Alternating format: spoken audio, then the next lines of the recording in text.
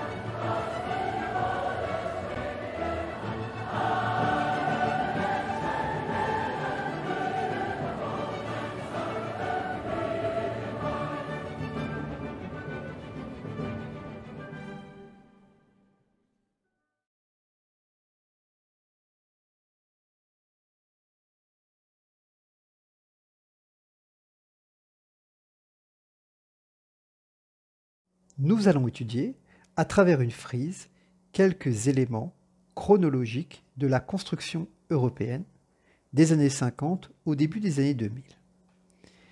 Tout démarre en 1951 avec la mise en place de la Communauté européenne du charbon et de l'acier, CECA. En 1957, il y a la mise en place des traités de Rome, notamment le traité créant la CEE, Communauté économique européenne. En 1973, il y a un élargissement. L'Europe passe de 6 membres à 9 membres, c'est l'Europe des 9. Et en 1986, l'élargissement se poursuit, c'est l'Europe des 12. En 1992, la Communauté économique européenne laisse place à l'Union européenne. La construction européenne s'approfondit avec le traité de Maastricht. En 1995, l'élargissement se poursuit avec l'Europe des 15. Et en 2002, c'est la mise en place dans certains pays européens d'une monnaie unique, l'euro. Chronologie de la construction européenne.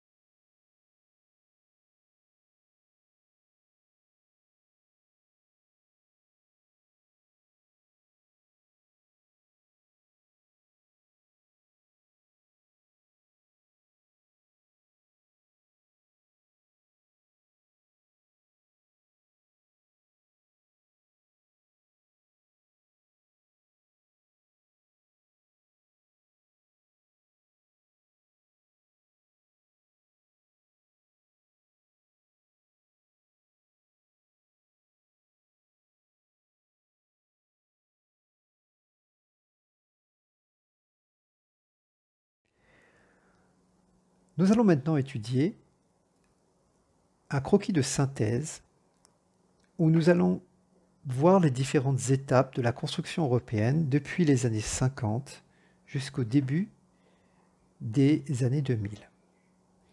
Alors tout d'abord, pourquoi coopérer après la guerre?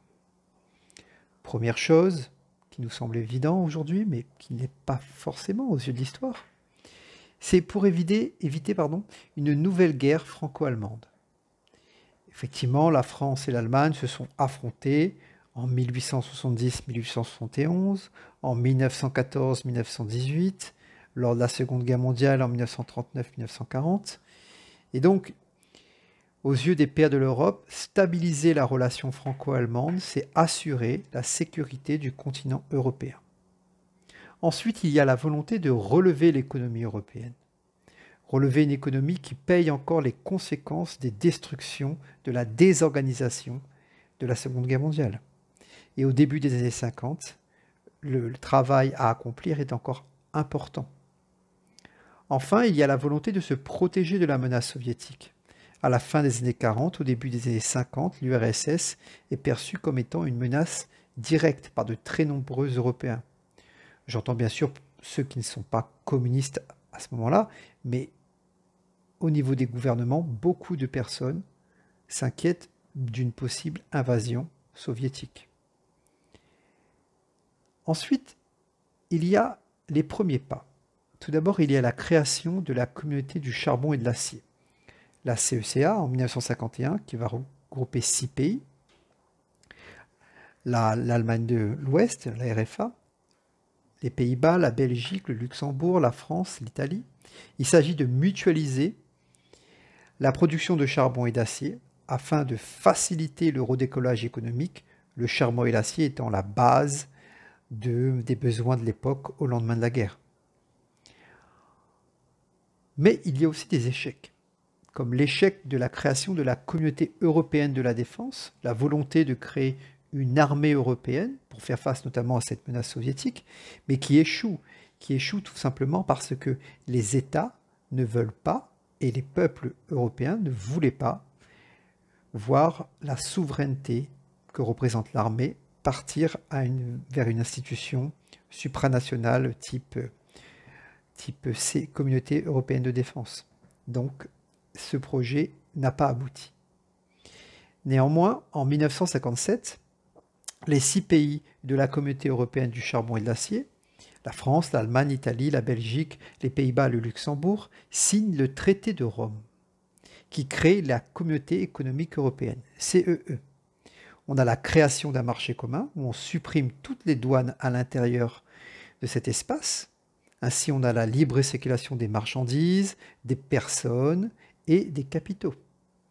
On peut investir, se déplacer au sein de au sein de la Communauté économique européenne.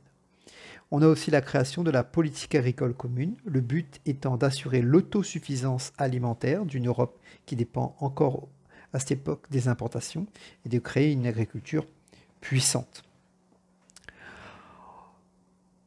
Alors en vert, c'est tout ce qui concerne l'approfondissement. En rouge, c'est ce qui concerne l'élargissement. On voit qu'en 1973, on a un élargissement vers l'Europe nord-atlantique, vers le Royaume-Uni, qui était l'autre grande puissance européenne qui n'était pas au sein de la CE à l'époque, de l'Irlande et du Danemark. L'élargissement se poursuit en 1980 avec la Grèce et en 1986 avec l'Espagne et le Portugal. Pour ces 3 pays, ce sont d'anciennes dictatures qui, au sorti de la dictature, ont demandé leur retrait dans l'Union européenne et demandé leur retrait dans la Communauté économique européenne et ont obtenu leur entrée, ce qui va leur permettre d'assurer un développement économique plus rapide de pays qui étaient en retard vis-à-vis du développement des autres pays d'Europe du Nord notamment. Ensuite, en 1992, il y a un approfondissement de l'Union européenne avec le traité de Maastricht. La Communauté économique européenne devient l'Union européenne. Ainsi, le traité prévoit la création d'une monnaie au sein d'une union monétaire, la création d'une citoyenneté européenne, que vous pouvez voir en regardant sur vos passeports. Pour ceux qui ont un passeport, vous verrez, on voit souvent, on voit citoyenneté européenne, citoyenneté française, et la mise en place d'une politique étrangère commune. Le but est de créer des convergences supplémentaires pour les pays membres. En 1995, encore un élargissement. L'Europe passe cette fois de 12 à 15, avec l'adhésion de la Suède, de la Finlande et de l'Autriche.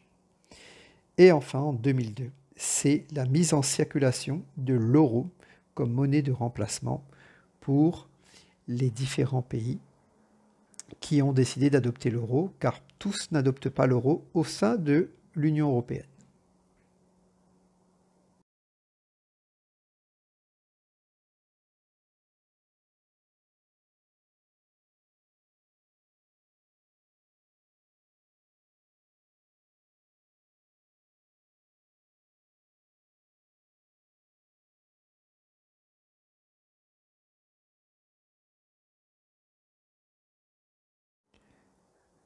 Nous allons maintenant étudier quelques documents pour approfondir ce que nous avons vu précédemment.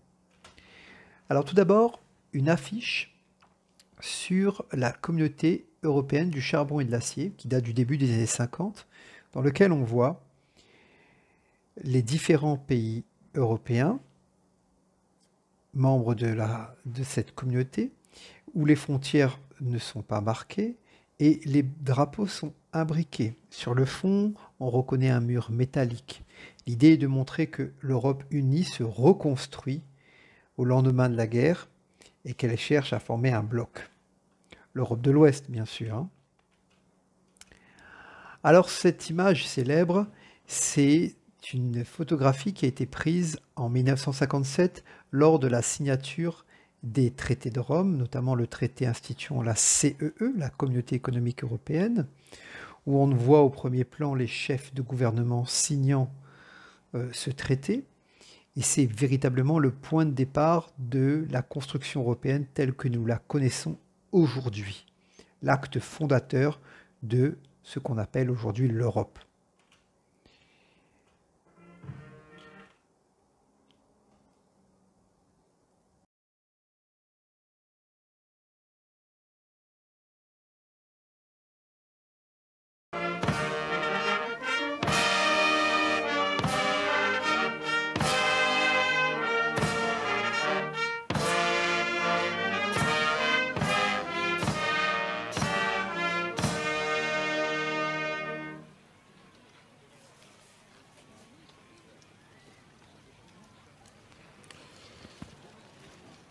Le président Mitterrand et le chancelier Kohl qui se serrent la main pendant la Marseillaise.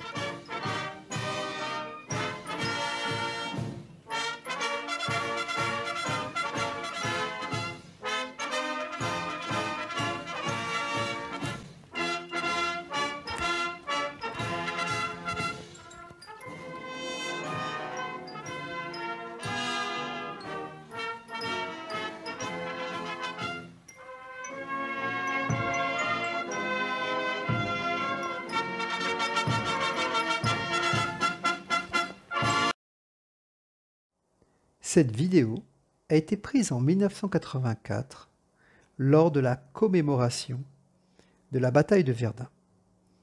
On a pu y voir le président français François Mitterrand et le chancelier allemand Helmut Kohl qui se sont tenus la main lors de la Marseillaise.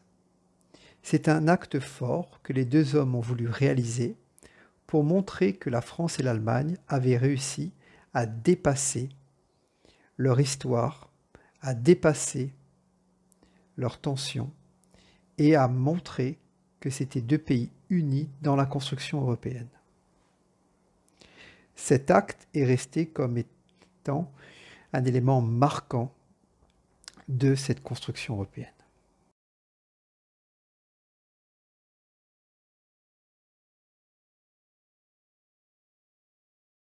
Je suis venu parler donc, disais-je, de risques technocratiques, de ce que je pensais de l'évolution vers le fédéralisme, des défauts du traité s'agissant de l'Europe centrale et orientale, mais puisque j'ai la question, et c'est un sujet qui m'est cher, et c'est une bonne occasion de l'exposer aux Français, je voudrais rappeler pourquoi je suis si attaché à la souveraineté nationale.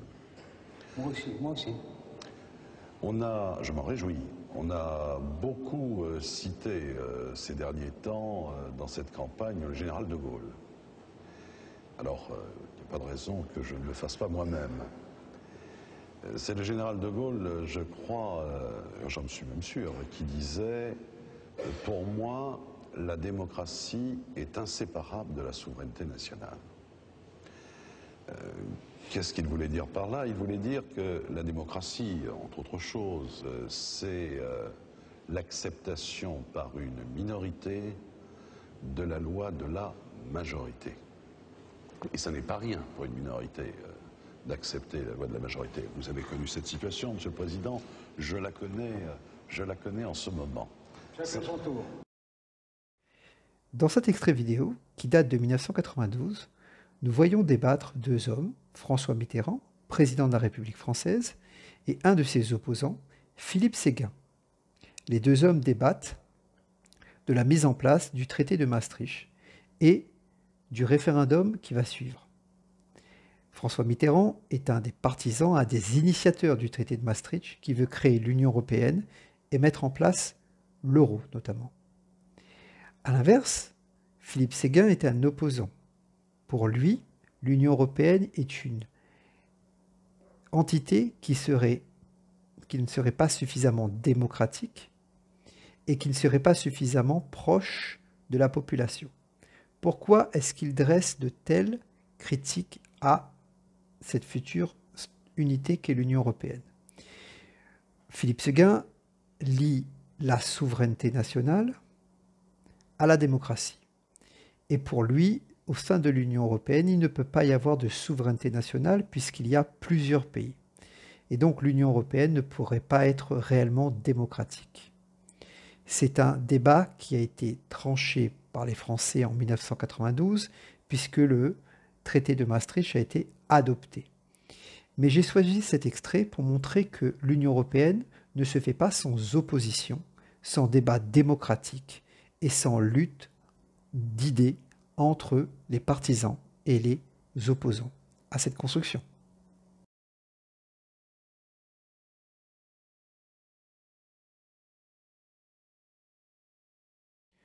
Ce document, c'est un timbre spécial qui a été édité en 2004 pour commémorer l'entrée dans l'Union européenne de 10 nouveaux États membres. La Lettonie, la Lituanie, l'Estonie, la Pologne, la République tchèque, la Slovaquie, la Slovénie, Chypre et Malte. Alors, c'est une étape marquante de la construction européenne au début de ce XXIe siècle, car l'Union européenne s'ouvre vers l'Est et devient une entité qui regroupe presque totalement le continent européen, à l'exception de certains pays d'Europe de l'Est qui rentreront plus tard ou qui ne sont pas encore entrés, mais l'Union européenne se confond presque avec les frontières de l'Europe continent. Et cette ouverture, cet élargissement de 2004 est l'un des moments forts dans cette étape de la construction européenne.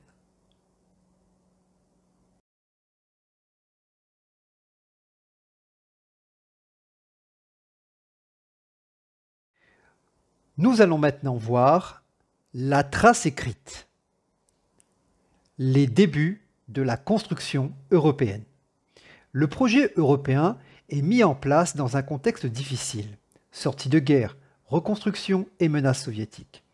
Insistant sur la réconciliation franco-allemande, les pères de l'Europe lancent la coopération économique avec la Communauté européenne du charbon et de l'acier, CECA, en 1951.